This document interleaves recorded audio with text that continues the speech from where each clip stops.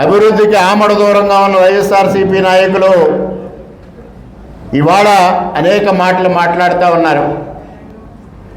వారికి ధైర్యంగా ప్రజల్లోకి వచ్చే అభివృద్ధి గురించి కానీ అవినీతి గురించి కానీ చర్చించండి అంటే దమ్ము ధైర్యం లేదు.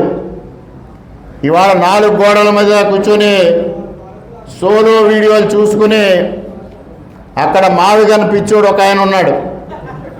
ఆ మావిగన్ పిచ్చోడికి కట్ అండ్ పేస్ట్లు, ఆయనకి స్క్రిప్ట్ రాసిస్తే కూడా మీడియా ముందు చెప్పలేక 4 గోడల మధ్యనే రికార్డెడ్ వీడియో ఇస్తారు.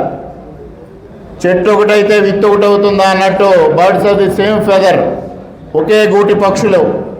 ఇక్కడ ఈయన కూడా సోలో వీడియోలకే పరిమితం. ఇక్కడ కూడా కట్ అండ్ పేస్ట్లే, రాసిచ్చిన పదాలు చదవలేరు. అందుకోసమే నేను అనేక సార్లు చెప్పాను, ఆ స్క్రిప్ట్ రాసేవాళ్ళు జాగ్రత్తగా రాసివ్వండి. ఎన్టీ రామారావు గారికి ఇచ్చే స్క్రిప్ట్ అల్లు రామలింగకి ఇస్తే ఇలాగే ఉంటుంది పరిస్థితి అని. అది చదవలేక ఇబ్బంది పడి తప్పులు పలికి అపహాస్యం పాలవడం తప్పించి వేరే కాదు అనేది కూడా మనం అర్థం చేసుకోవాల్సిన అవసరం ఉంది. ఇవాళ ఈ 2 సంవత్సరాలుగా జరుగుతున్న అభివృద్ధి, ఆయన 5 సంవత్సరాల్లో జరిగిన అభివృద్ధి బేరీజు వెయ్యమని కూడా నేను అనేక సందర్భాల్లో సవాల్ చేశా. దాని గురించి ఏమీ మాట్లాడరు. ఆయన పాపం పరిస్థితి ఏమిటో నాకైతే అర్థం కాదు, కానీ ఆయనకు ఒకటే దొరుకుతూ ఉంది. ఈ నియోజకవర్గంలో ఎక్కడ ఇల్లీగల్ అఫైర్స్ జరిగి హత్యలు జరిగినా దానిపైన మాత్రమే మాట్లాడతారు.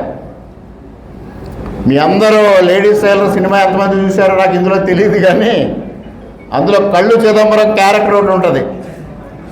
ఆ కళ్ళు చిదంబరం క్యారెక్టర్ కెమెరా పట్టుకుని శవం ఎక్కడా శవం ఎక్కడా శవం ఎక్కడా అని తిరుగుతూ ఉంటుంది.